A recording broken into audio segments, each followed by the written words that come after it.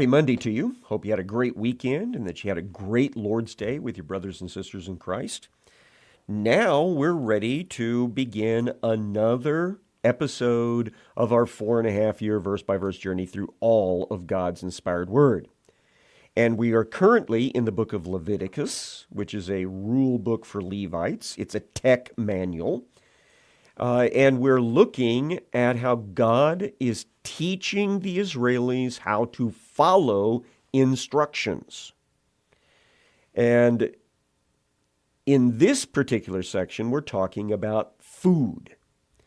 Not all food is healthy for you if you don't cook it in a very precise fashion. So it seems as if God is taking off the table, taking off the menu, some of the problematic animal products that could cause health issues. That's a possibility. The animals that are being avoided include animals that sometimes are prone to parasites, such as pigs.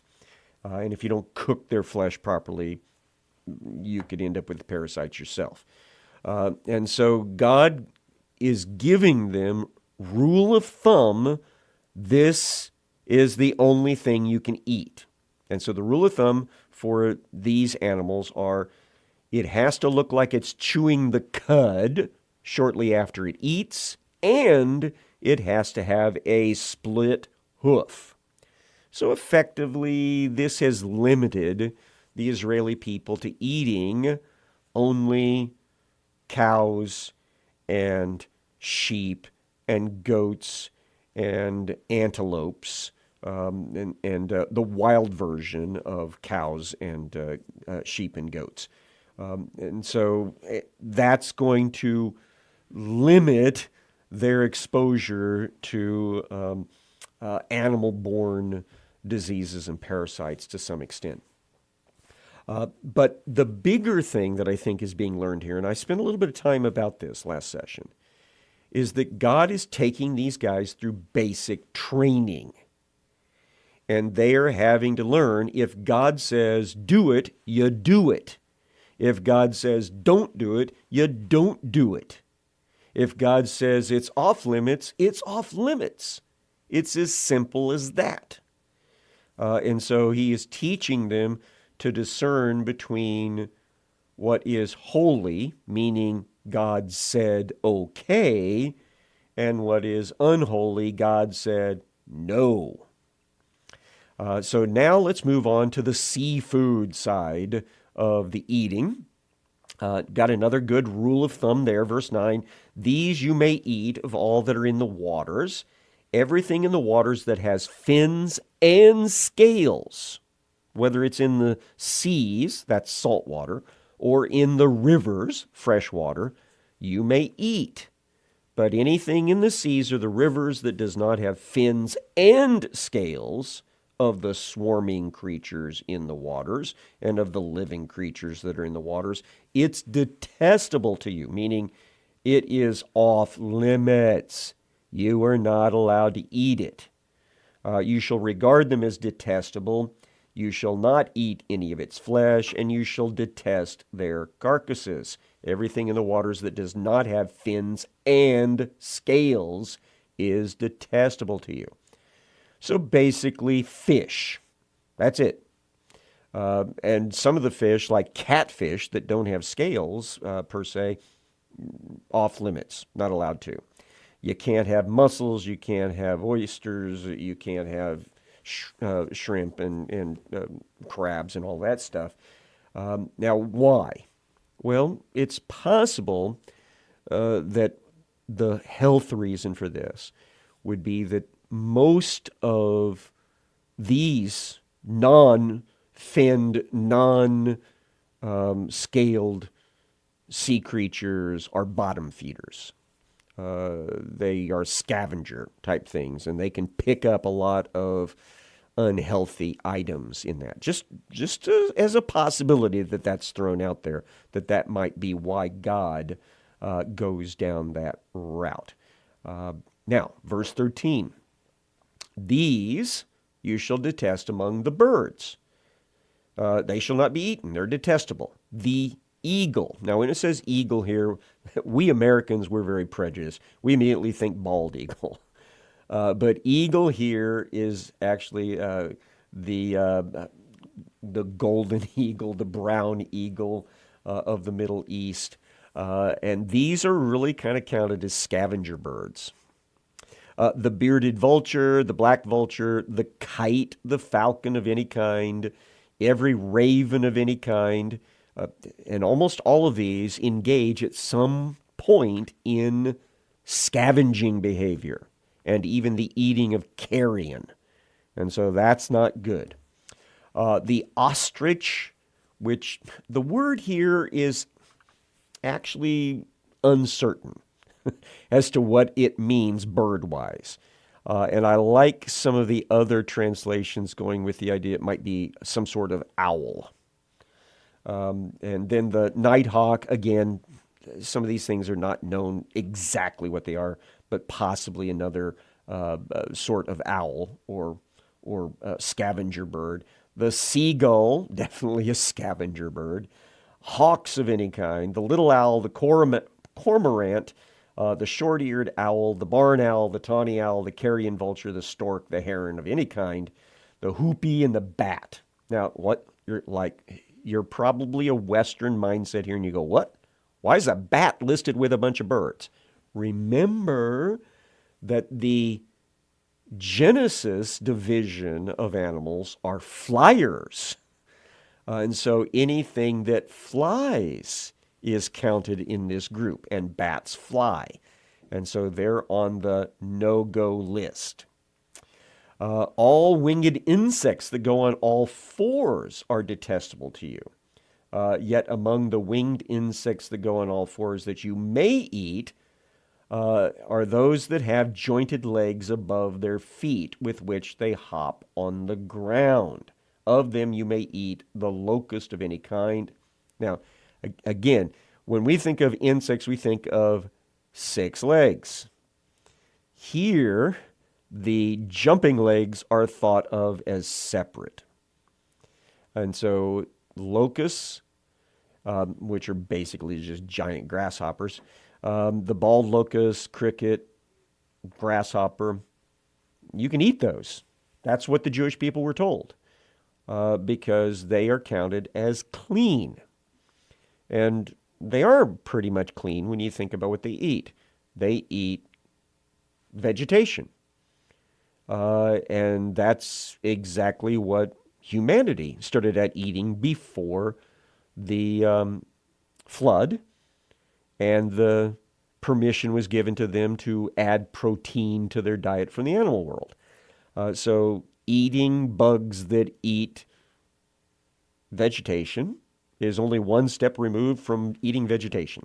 Now, I know that kind of grosses a lot of you out to think about this, but grasshoppers or locusts were a big delicacy in a lot of the Middle East. They are even to this day in a lot of places around the world. Verse 23, but all other winged insects that have 4 feet are detestable to you. And I can guarantee you that ticks and lice would be included on that no-go list because they ingest blood, and that would be unclean. Verse 24, by these you shall become unclean. Whoever touches their carcass shall be unclean until evening. So if you touch a dead animal, particularly an unclean dead animal, you have to have some time out and go through a ceremony of cleansing. Whoever carries any part of their carcass shall wash his clothes and be unclean until the evening. Every animal that parts the hoof but is not cloven-footed or doesn't chew the cud is unclean to you. Everyone who touches them shall be unclean. Now, why would you end up touching them? Well, maybe they died in your field. Maybe they actually might have got into your house and died, and you got to get that carcass out of there. Remember, mice would be on the list of you cannot eat. And so that also means they're unclean when they come into your house and die. And so when you remove them, you become unclean. Whoever touches their carcass shall be unclean until evening, and he who carries their carcass shall wash his clothes and be unclean until the evening. They are unclean to you. Now, the evening, remember, begins the next day. And so that's why it's given as the termination point. You get yourself unclean by touching this. You go through a washing ceremony, then wait until evening, and you've got a fresh start with a new day.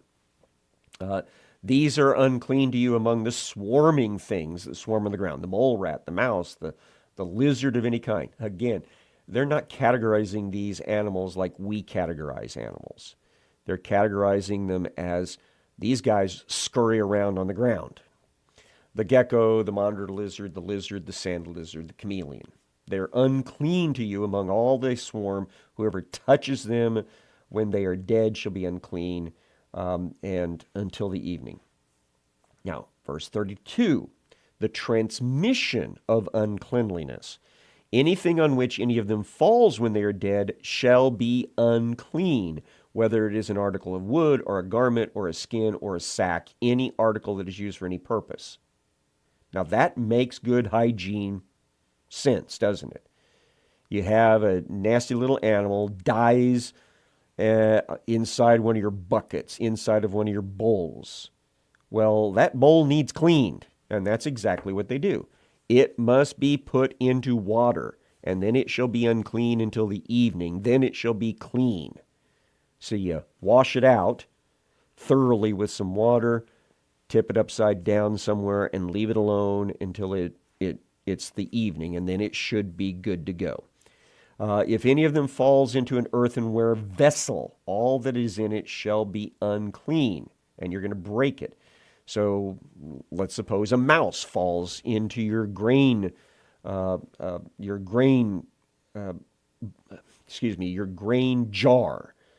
that you left the lid off of for some reason, and it dies in there. Well, all that food is now gone. It's spoiled. It's counted as unclean. And the jar itself, because it is earthenware, and we know earthenware can soak stuff up into it, it's a loss. It's done. Any food in it that could be eaten on which water comes shall be unclean, and all drink that could be drunk from every such vessel shall be unclean. So what if it fell into a wine vat? Sorry, Charlie, that wine is gone, and if the vat that we're talking about happened to be made of clay, it's gone too. Verse number 35. Everything on which any part of their carcass falls shall be unclean. Whether oven or stove, it shall be broken in pieces. Now, their ovens, their stoves, were typically made of clay. And so if you ended up with one of these animals dying on your outdoor clay oven, that's a loss. Now, there's some pragmatic steps that you can take to make sure of this. You cover it up, you wrap it, you seal it shut whenever it's not being used. But if this happens, then these are the procedures. Remember, again, I'm going to stress this repeatedly through this section. A lot of this is basic training. It's when God says this is the way it needs to be, this is the way it needs to be. Pay attention. Follow the instructions. Airmen, don't anticipate the order. I remember that from basic training because every once in a while you'd think you knew what needed to be done and you started to do it and you'd get in trouble because you were getting ahead. And that's not acceptable. You have to follow the lead. God is the leader here. And so the Israelis are learning to follow his lead and follow his instructions with precision. Verse 37, if any part of their carcass falls on any seed grain that it's to be sown, it's clean. See, because what are you going to do with that seed stock anyway? You're going to stick it in the ground, and it's going to rot, and open up the germ inside of it, the life inside of it, and allow it to start growing. So that's not being disrupted by a dirty animal, an unclean animal landing on it.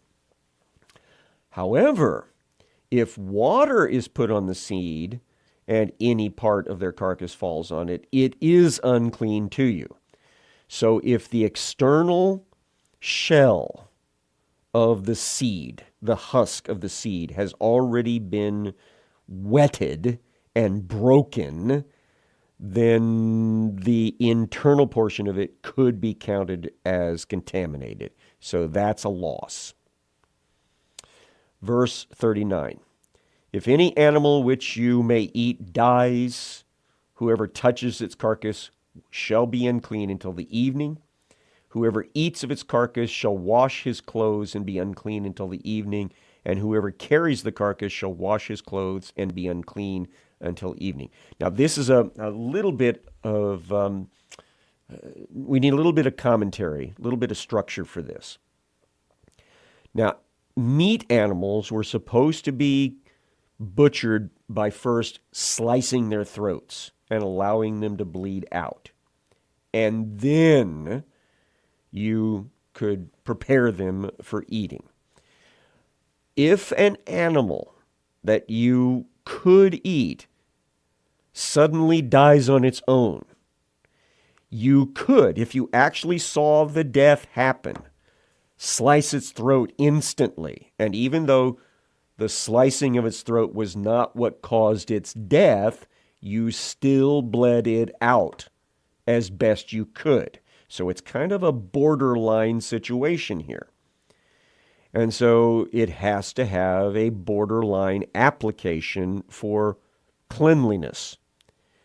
So if that's the way it happened, then the person who grabbed a hold of it after it died and sliced its throat, that guy is now counted as unclean until evening. He has to go through the washing process.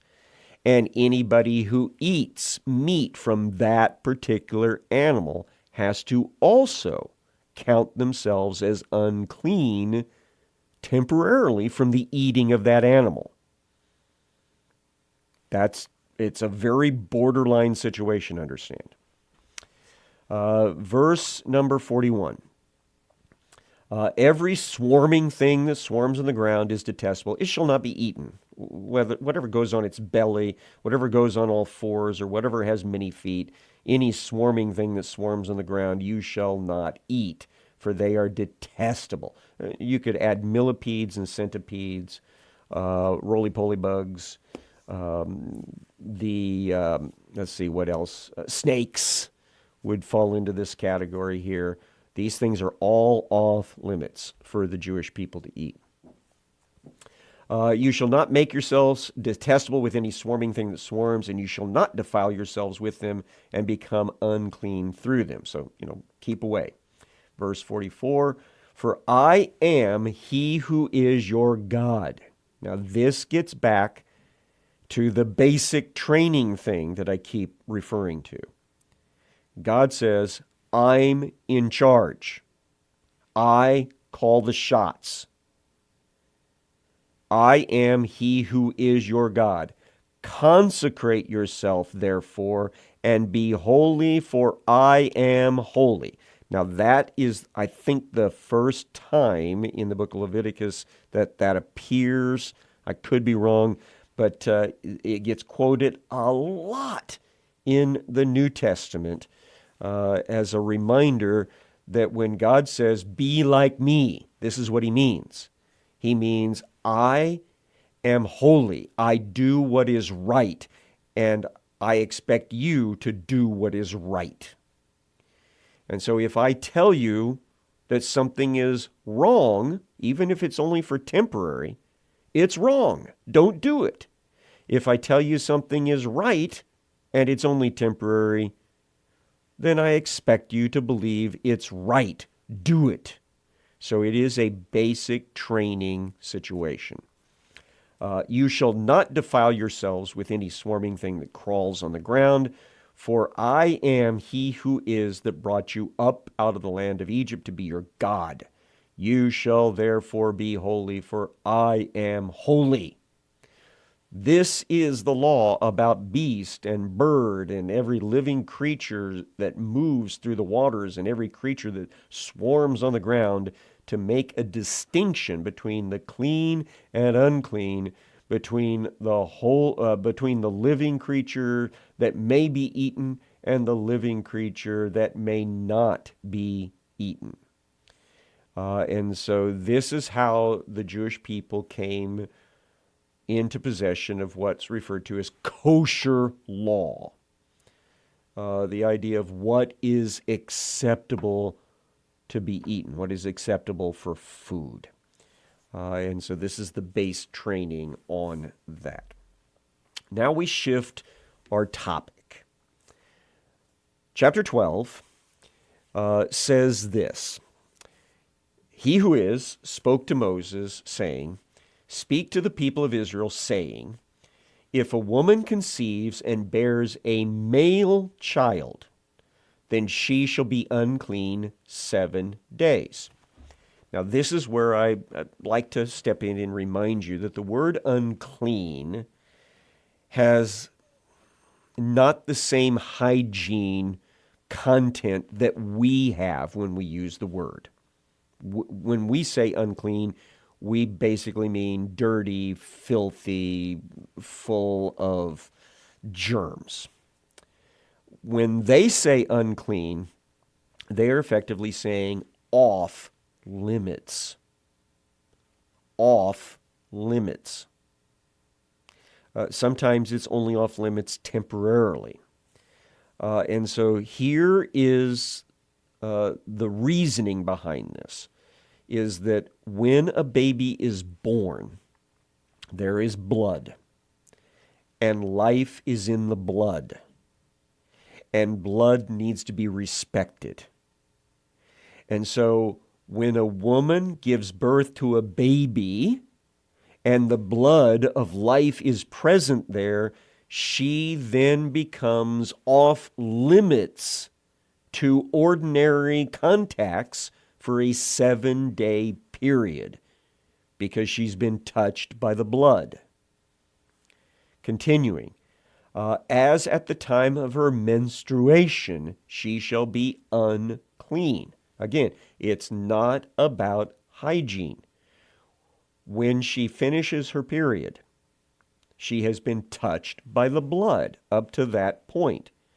And so it has to be 7 days before she can go back into regular contact with people, because she's been touched by something significant and made off limits by that. Okay? So, verse 3, on the 8th day, the flesh of his foreskin shall be circumcised. So, basically, she has to go 7 days off limits from usual interaction after she has a baby.